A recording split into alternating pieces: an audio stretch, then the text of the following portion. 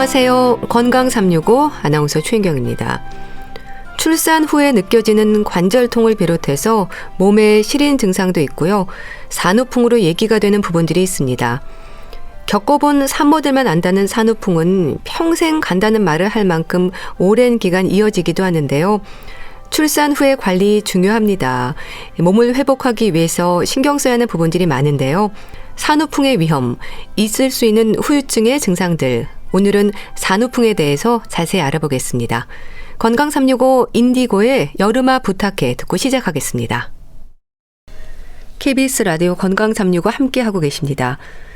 출산 후 생길 수 있는 아주 다양한 후유증들을 얘기할 때 산후풍으로 표현합니다.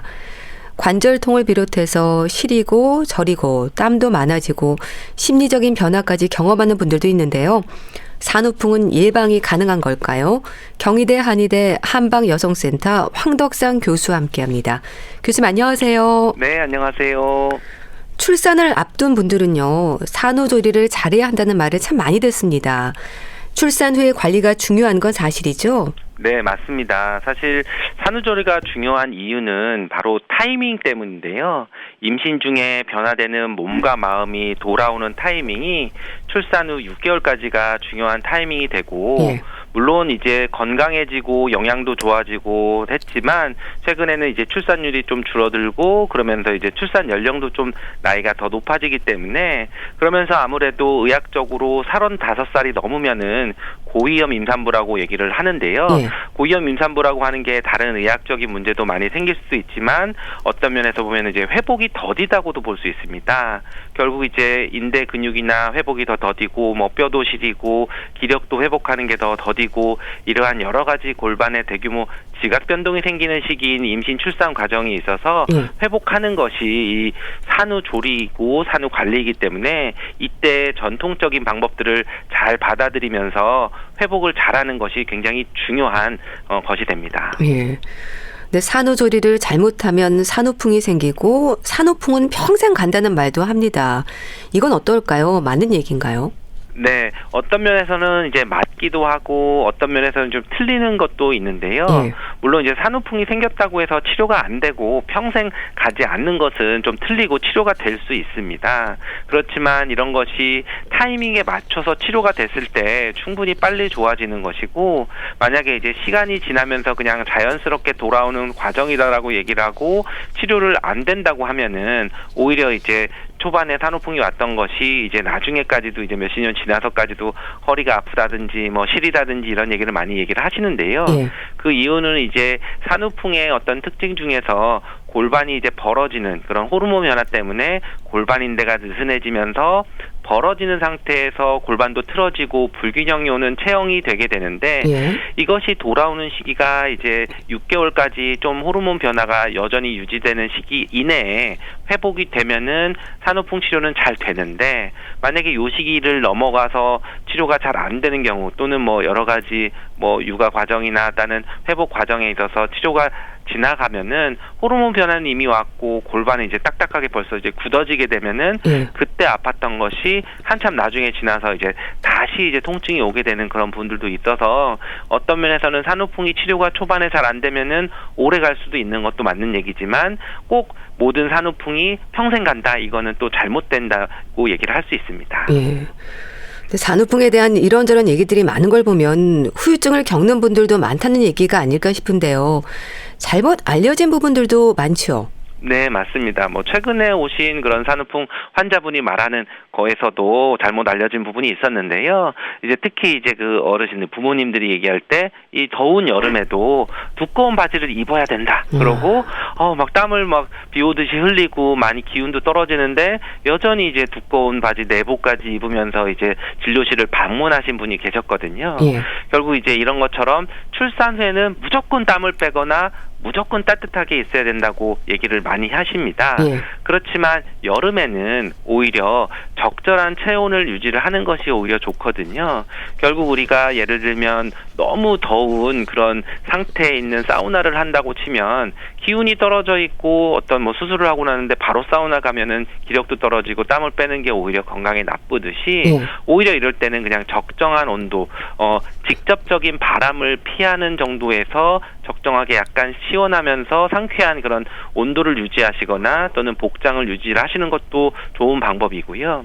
그리고 또 이제 하나 많이 얘기를 하시는 것 중에 산후조리는 무조건 쉬는 것이 최고다. 그래서 움직이지도 않고 가만히 있어야 회복이 된다라고 얘기를 하시는데 기본적으로 산후에 이제 근육이나 인대들이 느슨해졌던 것들이 수축을 하면서 이완이 됐던 것을 수축시키는 것은 능동적인 운동이 굉장히 중요하기 때문에 적정한 시기에는 오히려 운동을 하거나 빨리 몸을 움직일수록 산후 회복이 잘 되는 그런 것들도 볼 수 있고요. 그리고 또 이제 많이 오시는 분 중에 뭐 산후조리 한약은 6개월 지나서 먹어야 된다고 얘기하는데 그거는 이제 몸 상태에 따라서 빨리 복용을 하시는 게 오히려 더 도움이 될 수도 있고 모유수유 하시면서도 드실 수 있는 한약을 먹을 수 있기 때문에 그런 부분도 약간 오해라고 볼 수 있습니다.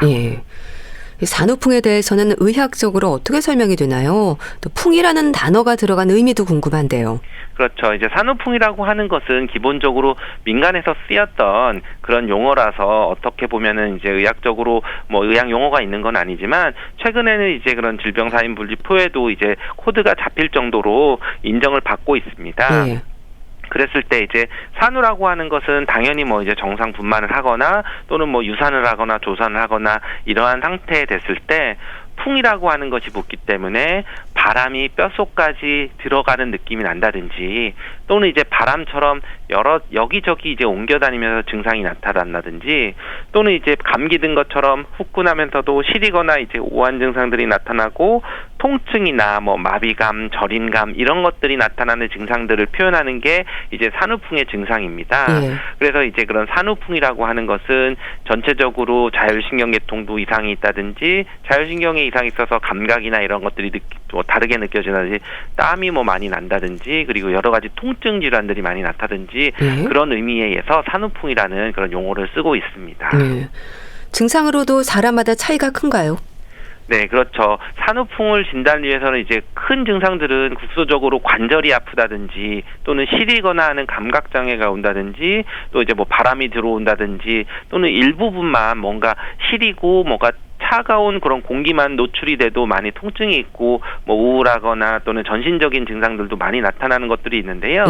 이러한 증상들은 사람들마다 개인적인 차이가 많이 큽니다.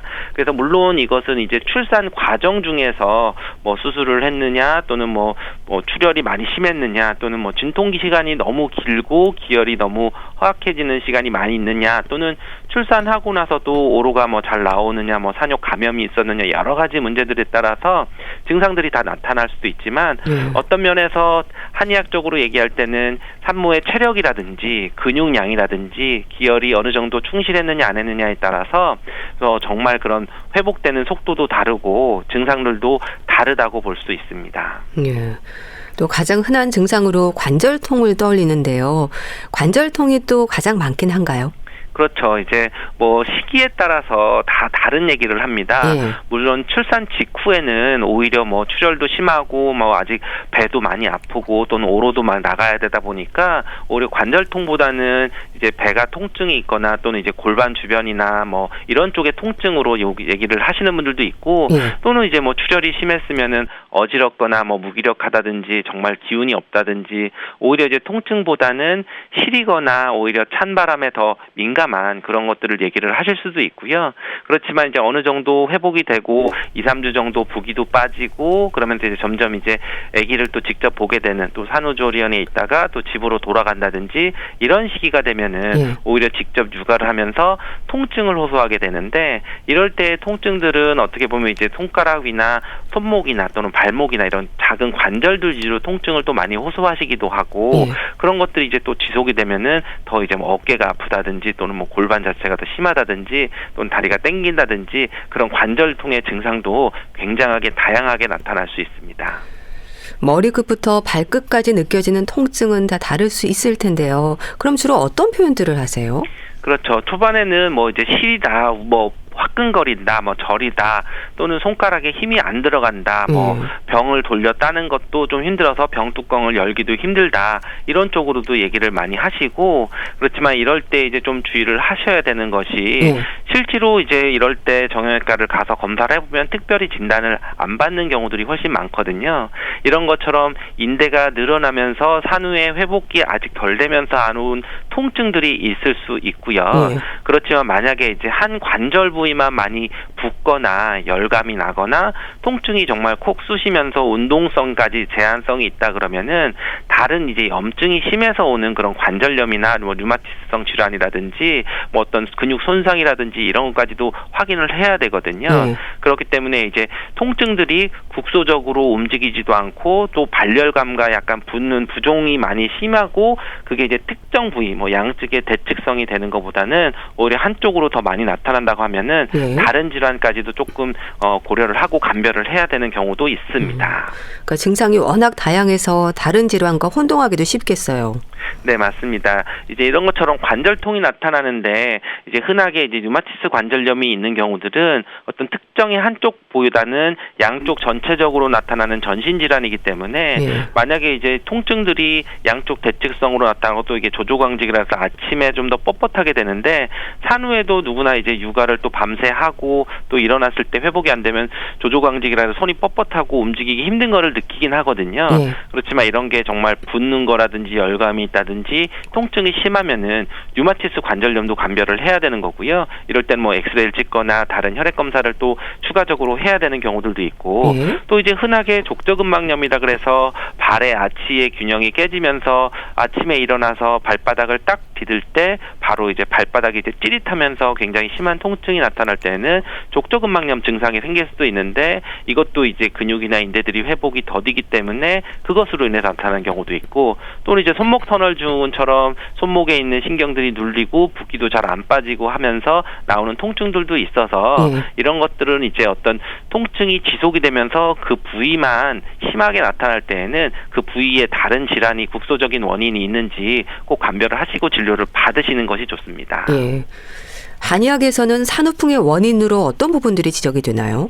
네, 한의학에서는 뭐 기본적으로 기혈이 부족하냐, 어혈이냐 이런 쪽으로 얘기를 많이 하는데, 근데 이제 이런 것뿐만 아니라 뭐 이제 근육이나 호르몬적인거나 이런 것도 다 관여를 해서 그런 부분들이 허해져 있는 부분, 약해져 있는 부분, 부족해 있는 부분 또는 내보내줘야 되는 그런 나쁜 피들이 있으면 그런 걸 내보내지 못하는 그런 밀어내지 못하는 그런 허증 상태에 있는 것들을 얘기를 하는데요. 기본적으로 산후에 이제 땀을 줄줄 많이 흘리면서 기운이 없다고 표현하시는 부분도 우리가 위기라 그래서 피부 표면을 잡아주는 그런 주리를 튼튼하게 해주는 그런 기운들이 약해져 있고 또 그런 것이 약하면은 근육들이 잘 수축하게 해주는 그런 것들도 부족할 수도 있고 또는 이제 피를 잘 회복을 시키면서 정상적으로 회복이 돼야 되는데 이게 단순히 이제 헤모글로빈의 어떤 빈혈의 개념이 아니라 전체적으로 몸에 돌고 있는 그런 혈액이나 이런 부분들이 충분히 회복이 되는 순환이 되는 것들을 보여지는데 이런 시기가 잘 되지 않으면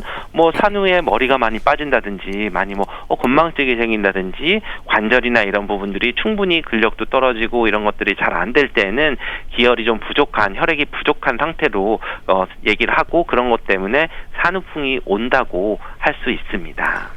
허약한 기혈 그리고 어혈로 인한 순환장애라는 건 어떤 상태를 말하는 건가요? 그렇죠. 우리가 기본적으로 기혈이 부족하다 그럴 때는 우리가 출산하고 또는 이제 임신 기간 동안 뭐 입덧이 심했다든지 또는 뭐 빈혈 수치가 많이 떨어졌다든지 이런 실질적인 그런 검사 상태로 볼 수도 있고요. 또는 이제 그뿐만 하면서 장기간에 이제 공복 상태에서 기운을 쓰게 되면서 이제 온몸에 힘이 많이 들어가서 기력을 쓰는 부분들도 있고 또는 혈이 부족하면 정말로 뭐 출혈이 심하거나 이런 부분들도 될 수 있지만 어쨌든 기본적으로 이제 출혈이 많이 또 심하게 나타나고 그거를 내가 회복을 시키고 재생을 시키는 과정들에 있어서 피가 부족하게 되는 것들은 또 혈어 상태로 볼 수도 있는 거고요. 예. 그리고 이제 어혈이라 그래서 하는 거는 이제 피가 순환되지 않고 조금 막히는 건데, 우리가 어쨌든 태반이 나가게 되고 태반의 부속물들이 빠져나갈 때 그게 원활하게 잘 배출이 돼야 되는데, 그게 잘 안 되고 막혀 있거나 뭔가 정체돼서 어떤 염증이나 이런 상태들을 만드는 거는 어혈이 있어서 순환이 잘 안 되는 상태에 있어서 예. 그럴 때는 오히려 뭐 통증이 심하거나 뭔가 이제 멍이 잘 들거나 뭐 어지럽거나 이제 국소적으로 찌르는 것처럼 통증들이 나타날 때는 이런 어혈이 좀 있는 상태라고 보기 때문에, 이런 것들을 진료에 있어서 산후풍 환자들을 좀 다양하게 진료도 하고 맥도 보면서 진단에 참고하고 있습니다. 예. 증상의 정도에서도 사람마다 다를 수 있다고 하셨는데요. 체질하고도 연관이 있을까요? 네, 기본적으로 우리가 체질이라고 하면 사상 체질을 얘기하는데, 물론 이제 출산하고 나서의 그런 몸 상태는 사상 체질과는 어떻게 보면 좀 다를 수가 있습니다. 그 얘기는 이제 뭐 동의수세보원이라고 하는 게 사상 체질의학을 얘기를 한 건데, 사실 그 책에는 부인과 내용은 적절히 없거든요. 예. 결국 이제 출산이라고 하는 것은 여성에게 있어서 아주 큰 변화, 기혈의 변화도 있고 근육의 변화도 있고, 또는 출산 과정에서 출혈이 심할 수도 있고 또 순산을 할 수도 있고 시간이 오래 걸릴 수도 있고 짧을 걸릴 수도 있고, 이런 것들이 어떤 외부적인 환경들의 변화에 따라서 내 몸이 반응하는 게 더 우선적으로 보는 거고, 기본적으로 그 사람이 갖고 있는 이제 체질보다는 체력적인 부분이 조금 더 중요할 수 있습니다. 그러니까 체질이 어떻다, 뭐 이게 열이 많다, 뭐 차가웠다, 이거보다는 내가 체력이 튼튼하고 기혈도 충분했고 뭐 빈혈 헤모글로빈 수치도 뭐 아주 높았고 그랬으면은 밥도 잘 먹고 이제 튼튼한 상태에서 오히려 이제 분만하는 과정들을 잘 지내온 사람과, 오히려 그렇지 못하고 체력이 떨어져 있는 상태에서 여러 가지 그런 뭐 다른 병적인 문제들이 있었을 때에는 또 그것에 맞춰서 산후의 증상도 다를 수 있고 또 그거에 맞춰서 치료를 해야 됩니다. 산후조리를 잘해야 산후풍의 위험이 없다면 어떻게 살피고 관리해야 하는지, 이 부분이 중요할 것 같은데요. 가장 우선되는 부분이 뭘까요? 네, 기본적으로 이제 임신 출산 과정에서는 한 변화들, 큰 변화, 우리 몸에서 전체적인 뭐 호르몬도 변화되고 인대도 변화되고 뭐 먹는 것도 변화되고 여러 개들이 변화되는데요. 그것을 이제 저는 한 3가지 정도로 얘기를 하는데, 바로 체력의 변화와 기혈의 변화와 근육의 변화, 이 3가지를 회복 시기에 맞춰서 잘 관리하셔라라고 얘기를 합니다. 그래서 이제 체력의 변화는 당연히 출산 직후에는 체력이 많이 떨어져 있고 기혈도 많이 부족해 있고 이런 부분들이 있어서 어느 정도 체력이 회복이 되고 또 기혈이 충족되는 시기까지는 너무 빠른 다이어트는 하지 말아라, 이런 얘기를 하고요. 결국 오히려 출산하고 회복하실 때, 산후조리 하실 때 체중이 많이 빨리 빠지고 하는 것이 오히려 회복이 빠르다고 생각하시는 분들도 있는데, 오히려 체력이 다 회복하기 전에 체중이 많이 빠지면은 오히려 그것은 정말 체력이 회복하기 전에 기혈이 더 많이 손실되는 경우일 수 있기 때문에 그런 부분도 타이밍, 그래서 그런 건 이제 3개월 정도까지는 너무 다이어트에 신경 쓰거나 체중은 자연스럽게 빠지는 부분들을 그냥 내버려 두시는 것도 도움이 될 수 있고요. 또 이제 3개월에서 6개월이 지나가는 시기들이 되면서는 근육량이 변화되고 체형이 회복돼야 되기 때문에 이때부터는 이제 적극적으로 운동도 조금 더 늘리고 이런 시기적인 것들, 그리고 체력, 기혈, 근육의 변화들을 잘 회복시키는 타이밍이 중요한 것이 산후조리의 가장 중요한 핵심일 수 있습니다. 관리는 출산 직후부터 시작되는 게 효과적일까요? 그렇죠. 아무래도 출산하고 나서 우리가 3개월, 6개월 회복되는 시기를, 타이밍이 중요하다고 얘기를 했다면은 그 산후에 6개월까지 충분히 오랜 시간 동안 내가 노력을 하는 것이 적절하게 빨리 회복될 수 있는 가장 좋은 방법이 되겠죠. 뭐 산후 직후는 이제 어떻게 보면 여러 가지 사정에 의해서 산후조리를 못하다가 6개월째 다 돼서 뭐 며칠을 관리를 했다고 해서 내 몸이 잘 돌아오는 건 아니기 때문에 출산 직후의 몸 상태는 다 다를 수 있습니다. 어떤 뭐 질병적인 부분이 있을 수도 있고 또는 뭐 육아하는 환경도 또 다를 수도 있지만 만약에 이 병이 없는 미병인 상태, 나는 지금 당장 출산 후에도 몸이 회복이 잘 되는 것 같지만 그 상태에 조금 더 도움을 받아서 밑병 상태를 잘 관리해서 병에 이르지 않게 하는 그런 것처럼 빨리 건강에 돌아올 수 있는 것이 핵심이 될 수 있습니다. 그래서 이제 출산 직후에는 사람마다 다 상황이 다를 수가 있거든요. 또는 뭐 육아 환경도 다를 수가 있고, 근데 이제 중요한 거는 그냥 가만히 있어서 시간이 되고 지금은 산후조리할 시간이 아니라고 하면서 내 몸을 방치하거나 오히려 가만히 있고 너무 휴식만 취하거나 하는 것들, 또는 거꾸로 너무 다이어트에 또 빨리 집중을 해서 오히려 뭐 벌써 열량 제한을 하면서 또는 운동을 과하게 하는 것들도 또한 이렇게 문제가 되기 때문에 이 관리라고 하는 것이 뭐 한 가지를 하는 것보다는 여러 가지를 고려를 해서 내가 지금 상태에 맞는 그런 관리 방법을 찾고 빠른 시간에 시작을 하는 것이 가장 좋은 산후조리 방법일 수 있습니다. 네. 그럼 처방되는 한약은 어떤 약재들이 사용이 되나요? 혈이 허약한 만큼 보혈이 좀 필요한 걸까요? 네, 이런 것도 이제 출산하고 회복되는 그런 시기에 따라서 다른 약재들을 쓸 수 있는데요. 출산 직후에는 당연히 이제 오로도 잘 나가야 되고, 당연히 이제 어지러운 거나 이런 보혈시켜주나 기혈도 빠져있는 것들도 많이 있거든요.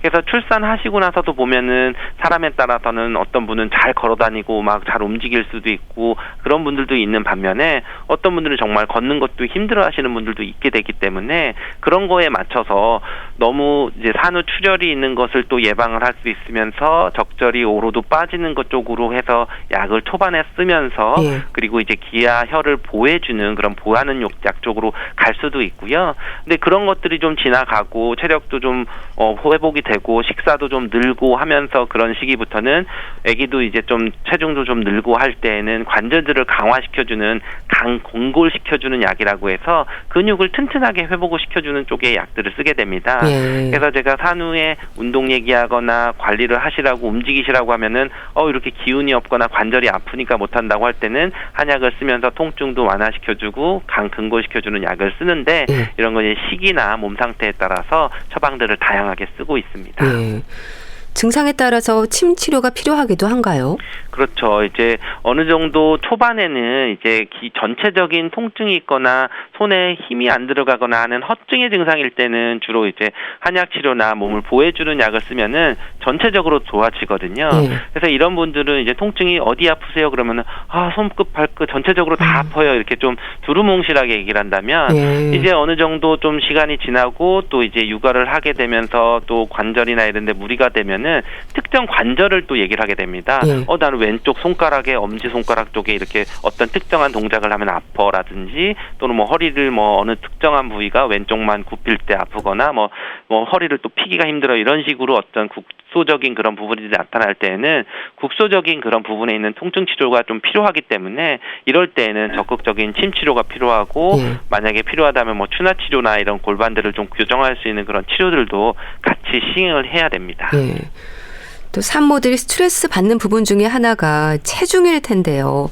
운동은 언제부터 얼마나 해야 할지, 또 어떤 운동을 해야 할지도 궁금해하실 것 같아요. 네, 맞습니다. 체중은 이제 다이어트는 너무 빨리 하시지 않는 거를 말씀드렸는데, 기본적으로는 이제 출산하시면은 자연스럽게 이제 체중이 빠지고 2, 3주 정도까지 이제 부기가 빠지는 게 끝나고, 그리고 이제 첫 100일까지는 어느 정도 이제 자연스럽게 빠지게 되는데 이 시기에 너무 다 체중이 빠진다고 해서 좋은 것은 아니고, 오히려 체중이 뭐 2, 3주 만에 뭐 초반보다 다 빠졌다, 나는 그래서 회복이 빠르다보다는 오히려 그만큼 나는 지금 기혈이 좀 허약해지고 체력이 많이 부족해지는 그런 상태라고 보시면 되고, 체중은 6개월 때 체중이 한 1, 2kg 정도 남는 게 가장 적절하다고 얘기를 하는데요.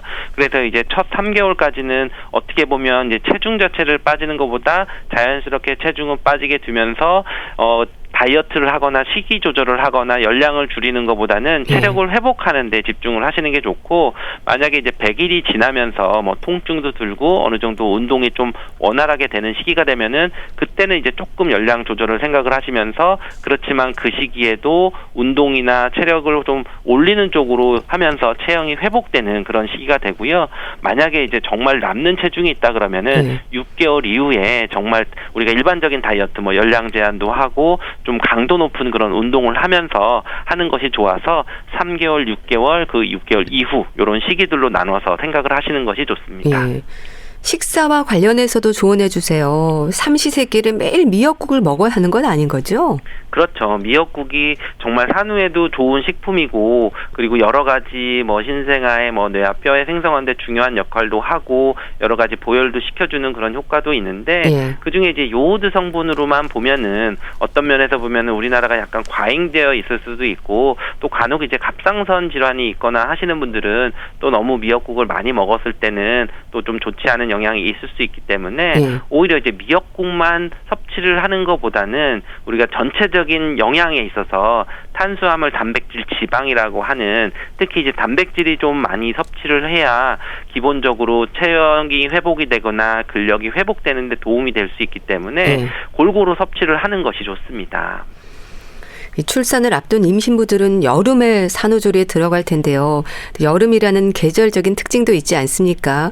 임신부들에게 이 산후풍 예방을 위해서 꼭 강조하고 싶은 말씀 주세요. 네, 여름에는 너무 덥게 땀 빼는 산후조리 방법은 피하셔야 됩니다.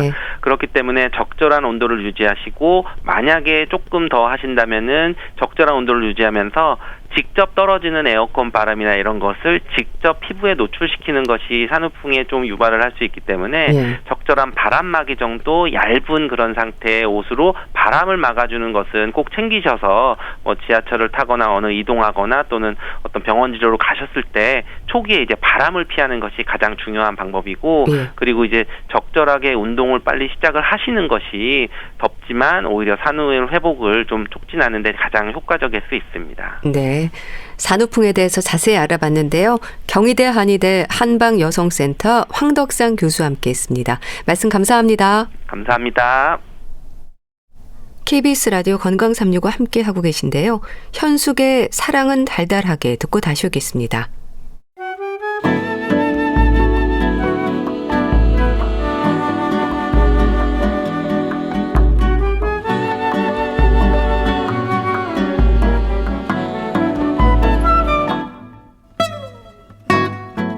건강한 하루의 시작. KBS 라디오 건강365 최윤경 아나운서의 진행입니다. KBS 라디오 건강365 함께하고 계십니다. 건강책 정보 북컬럼니스트 홍순철 씨와 함께합니다. 안녕하세요. 네, 안녕하세요. 오늘 소개해 주실 책은 제목이 우울증은 어떻게 병이 되었나네요. 그러게 어떻게 병이 된 걸까요? 예, 뭐 이게 의학적인 원인과 결과도 있을 거고요. 근데 오늘 소개해 드리는 책은 조금 다른 관점에서 우리가 좀 우울증을 바라보자. 라고 하는 책인데요.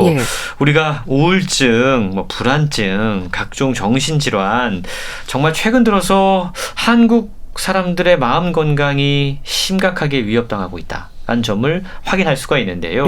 그래서 요즘 우울증 유행의 시대라는 말까지 나옵니다. 그리고 심지어 젊은 사람들이 자주 찾는 소셜미디어에는요.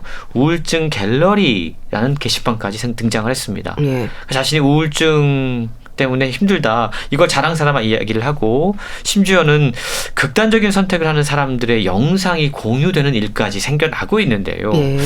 2021년 발표된 OECD 보고서에 따르면 2020년 기준이죠. 사실은 벌써 오래전 기준이긴 한데 한국인들의 우울감 확산 지수가 36.8%. 이것만으로도 OECD 주요국 가운데 가장 높은 것으로 확인이 됐습니다. 그리고 코로나 팬데믹이 있었어요. 맞아요. 지금은 상황이 더 심각할 텐데요. 한국 사회가 우울의 시대로 들어가고 있다라고 말을 해도 과언이 아니라는 거죠. 코로나19, 경기 불황, 과로 때문에 우울증이 증가하고 있고 그로 인한 극단적인 선택도 함께 늘어가고 있습니다. 이렇게 우울증이 정말 일반화되고요. 일상이 되고 또 주변에 극단적인 선택에 대한 소식 여기에 점점 무뎌져 가는 이 상황 이걸 과연 우리가 어떻게 이해해야 될 것인가 그리고 이게 비단 한국에게만 해당되는 비극일 것인가 한번 생각을 해보자라는 것이죠. 우울증은 어떻게 병이 되었나 이 책은요. 일본의 의료 인류학자인 기타나카 준코라는 분이 책을 썼는데요. 일본에서 우울증이 폭발적으로 급증하게 된 과정과 이유를 심층 분석한 책입니다. 일본 이야기이긴 해요. 하지만 우리에게도 분명히 시사하는 바가 상당히 큽니다. 저자가 1990년대 말에 북미 지역의 친구들에게 이런 질문을 받았다고 그래요. 일본 사람들은 왜 우울증에 걸릴 만큼 그렇게 죽도록 일을 하냐? 이 질문에 충격을 받고 이 질문에 답을 찾기 위해서 지난 25년 동안 우울증을 집중적으로 연구했고요. 그 결과가 이 책을 통해 소개가 되고 있는 겁니다. 그러니까 우울감, 우울증 우울의 시대라는 말이 안타까우면서도 그건 아니라는 말은 못하겠는데요. 오늘 소개해 주실 책은 그러니까 일본 사람들은 왜 우울증에 걸릴 만큼 일을 합니까? 이렇게 질문을 받은 일본의 학자가 나름의 원인을 추적하는 거라고요. 그렇습니다. 정신의학 그리고 우울증을 둘러싼 논의는 사실은 국가, 지역, 사회마다 다르게 나타날 수 있습니다. 예. 그러니까 각 사회의 상황이 그 사회의 우울증 그리고 자살 증가에 분명한 영향을 미치고 있다는 거죠. 예. 기타나카 교수로부터 일본의 과로 우울증 그리고 자살에 대한 이야기를 들은 미국 사람들은 도저히 못 믿겠다라는 표정을 지었다고 그럽니다. 예. 그러면서 아니 과로사라니 죽을 때까지 일을 한다는 게 말이 되는가라는 질문을 던졌다고 그래요. 예. 우리가 과로사란 말 실제로 쓰지 않습니까? 근데 이 과로사의 영어 번역이 실제로 KAROSHI 카로시 일본어 발음 그대로 사용하고 있다고 그럽니다. 그러니까 이 과로사는 일본에서 탄생한 단어이기도 한데요. 당시 북미 사람들, 유럽 사람들에게 일하다 죽는다, 과로사 이건 상당히 낯선 일로 여겨졌기 때문이라는 거죠. 그렇겠네요. 이러한 문제 제기에서 저자는 충격을 받게 됩니다. 아니 왜 일본 사회에 이런 일들이 발생하고 있는가? 그러면서 갑작스러운 이 우울증 증가와 과로사의 원인을 분석하기 시작했다고 그럽니다. 예. 주로 우울증과 정신과학에 대한 논의가 서구 중심으로 이루어져 있었는데 이 책은 서구 중심이 아닌 동양 중심, 비서구의 사례를 추적하면서 우울증의 사회성을 여실히 보여주고 있는데요. 그러다 보니까 이 책이 지금 의료 인류학의 명저로 꼽히고 있다고 그럽니다. 저자는 일본 사회에서 이전에는 흔치 않았던 우울증이란 병이 어떻게 국민병으로 바뀌었는가? 라는 질문을 던지면서 우울증의 역사에서부터 시작해서 우울증에 대한 다양한 현상들을 소개하고 있는데요.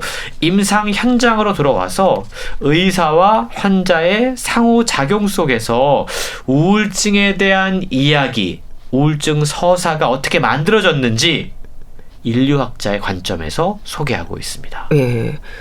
일단 인류학이라는 말이 익숙진 않은데요. 우울증의 사회성에 대한 지적도 흥미롭네요. 그렇습니다. 이 책은 우울증이 단순히 한 개인의 문제가 아닐 수 있다라고 이야기하고 있는 것이죠. 예. 우울증이 개인적인 질환이 아니라 제약회사, 행정관료, 그리고 법조계, 노동조합 등 다양한 행위자에 의해서 그 의미가 지속적으로 달라질 수 있는, 저자의 표현에 따르면 협상될 수 있는 사회적인 질환임을 강조하고 있다는 것이죠. 예. 우울증이 발병하는 사람들의 신체적인 기질, 과로사, 그리고 자살의 문제, 그리고 남녀 성의 문제에 이르기까지 우울증에 관한 거의 모든 것을 새로운 시각으로 다루고 있는데요. 무엇보다 우울증에 대한 사회적인 서사를 둘러싼 갈등이 있었다 라는 점을 강조하고 있습니다.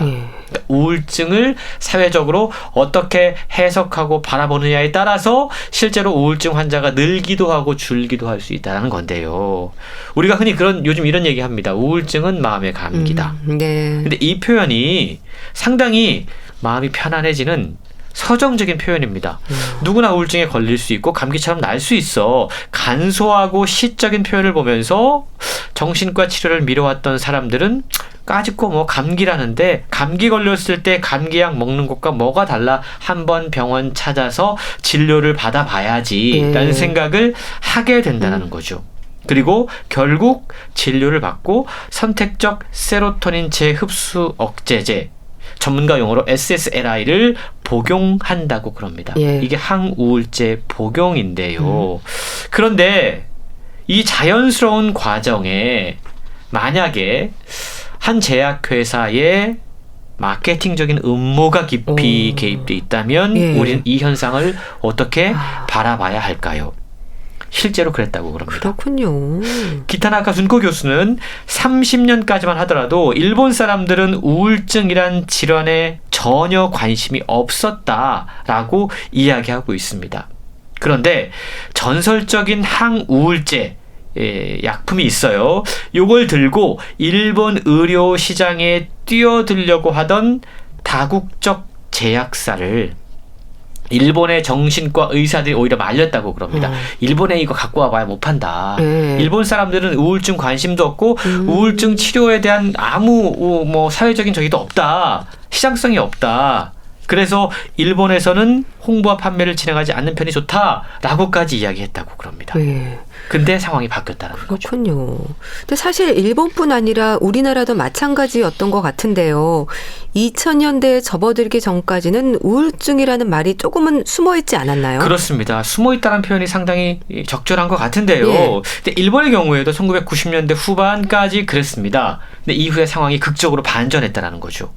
일본 사회 전체가 적극적으로 정신과 진료를 받고 복약을 하게 되고 우울증을 치료해야 된다는 쪽으로 급격히 돌아서게 됐다는 겁니다. 예. 이 과정에서 항우울제 판매를 위한 제약회사의 언어 변경 시도가 있었다라고 저자는 분석을 하고 있는데요. 그때 바로 제약업계가 사용한 언어가 마음의 감기라는 단어였다라는 겁니다. 예. 제약회사들은 우울증 그러면 좀 부정적이고 어둡고 이런 느낌이 들잖아요. 그렇죠. 그래서 여기에다가 지금 긍정적인 함의를 부여했습니다. 그래서 마음의 감기 또는 감기에 걸린 영혼이란 문구를 채택했다고 그래요. 그리고 실제 그때부터 이 약의 이 문구가 활용되면서 홍보되기 시작했습니다. 당시 수많은 사람들이 감기에 걸린 영혼이 되는 상황을 지켜보면서 일본 의사들은 반발하기까지 했다고 그럽니다. 제약회사의 음모다. SSRI가 도입돼서 광범위하게 처방이 이루어지던 2000년대 이후에도 많은 일본의 정신과 교수들은 일본 사회의 우울증의 급격한 증가는 제약회사의 음모 때문이다 라고 주장했다라고 저자는 전하고 있는 겁니다. 예. 그 마음의 감기라는 말이 거기서 나온 거군요. 근데 단지 제약회사의 음모 때문에 우울증이 증가했다고 보는 건 좀 무리가 있지 않나 싶고요. 그러니까 우울증이 증가하는 다른 여러 가지 이유가 또 있었겠죠. 그렇습니다. 분명히 우울증이 증가하는 여러 가지 이유가 있습니다. 사회적인 스트레스라든가 요즘 많은 사람들이 회복 탄력성이 부족해서 실제로 마음이 아픈 분들이 많이 계세요. 근데 그런 분들이 이런 이야기를 들으면 약간은 화가 난다라는 생각을 할 수도 있는데요. 어쨌든 이 책은 우울증을 바라보는 관점을 좀 달리해 보자라는 겁니다. 일본에서 자살과 우울증이 국가적인 관심사로 떠오르게 됐던 사건이 있었다고 그럽니다. 1991년 8월 달에 일본의 대형 광고 회사 댄스라는 곳이 있는데 여기에서 일하던 오시마 이치로 24살이었어요. 스스로 목숨을 끊는 사건이 발생하게 됩니다. 사망하기 1년 반 전에 이 회사에 입사한 그는 계속해서 과도한 노동에 시달렸다고 그럽니다. 밤 늦게 혹은 다음날 아침까지도 일하는 상황이 잦았고 집에 돌아가지 못하는 날도 많았다고 그럽니다. 90년대 초반까지 일본 사회는 정말 죽도록 일을 했습니다. 그러면서 주변에 나는 아무짝에도 쓸모가 없다라고 말하고 다녔는데요. 결국 자택에서 숨진 채 발견됐다는 거죠. 부모는 아들 오시마가 장시간 노동 때문에 우울증에 걸렸고 결국 자살했다라고 주장했다고 그럽니다. 2000년에 일본의 최고 재판소는 기업은 업무에 따른 피로나 심리적 부담이 과도하게 축적돼서 노동자의 심신 건강이 손상당하지 않도록 주의해야 할 의무가 있다라고 판결하면서 이 오시마의 가족에게 1억 6,860만 엔을 배상하도록 했습니다. 이 사건 이후에 일본의 정신과 의사들은 업무 스트레스로 인한 피로를 우울증과 연관시키면서 우울증에 대한 이해와 정신과 진료를 대중화했다는 거죠. 그러니까 일본 사회에서 우울증이 증가한 상당 부분 큰 이유는 바로 과로, 일과 관련이 있었다는 겁니다. 일본의 과로사 문제나 우울증 증가의 원인을 이렇게 개인이 아닌 사회에서 찾아보려고 했다는 점에서도 이 책이 가는 의의가 큰 것 같네요. 그렇습니다. 일본이 장기 불황을 겪었지 않습니까? 일본 사회에서 우울증은 경제적인 불확실성의 시대 그리고 수많은 국민들이 겪는 집단적 고통의 상징으로 자리를 잡았다라고 해석해 볼 수 있다는 거죠. 우리가 앞서 설명드린 것처럼 사실 정신의학은 서양에서 먼저 발달을 했습니다. 그리고 서양에서 정신의학의 초기에는 우울증이 뇌 이상 현상 때문에 생긴 것이다 라고 정의하면서 환자들을 비정상인으로 낙인 찍고 뇌에 문제가 있으니까요. 그렇게 처방을 했다는 거죠. 우울증이 국민병으로 떠오른 이후에 사실 우울증 피해자들은 주로 남성 직장인의 형상으로 그려지고 있습니다. 가만 생각해 보면 서구권에서는 우울증 그러면 여성들을 먼저 떠올리는데 지금 일본 사회에서는 우울증 그러면 남성 직장인들을 먼저 떠올리고 있다는 것. 이것만 보더라도 똑같은 증상을 사회적인 어떤 현상이나 사회적인 수준에 따라서 다르게 평가할 수 있다는 것을 우리는 알아야 된다는 건데요. 일본의 사례를 통해서 우리는 지금 한국이 겪고 있는 우울증 문제를 조금 새로운 시각에서 바라볼 필요가 있다는 겁니다.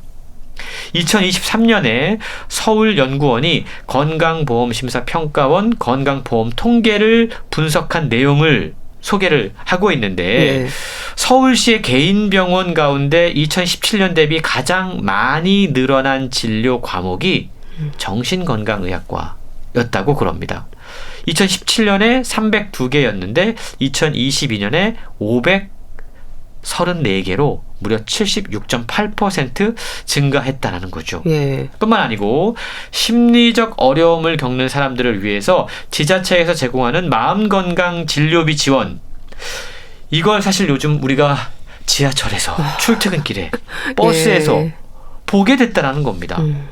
그만큼 이제는 이 정신장애, 우울증 이런 문제가 소수의 사람이 겪는 특별한 일이 아니라 일상 속에서 누구나 겪을 수 있는 일반적인 일이 되어버렸고 또 우울증이 뇌의 문제 또는 유전병이라는 오랜 낙인을 벗고 이제는 어떤 정상적인 의료 서비스 안으로 사회 정책 속으로 들어오고 있다는 거죠. 그러니까 이런 상황에서는 우리가 우울증을 바라보는 관점을 개인적인 차원이 아닌 사회적인 차원으로 다시 한번 재조명할 필요가 있다라고 책은 설명하고 있는 겁니다.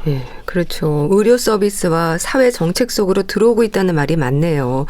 우울증의 원인을 비롯해서 좀 다양한 분석이 이어지면 좋겠어요. 그렇습니다. 우울증이 폭발적으로 증가하고 있고 또 진료를 받는 사람들이 늘어나고 있습니다. 이 상황을 어떻게 바라봐야 할까?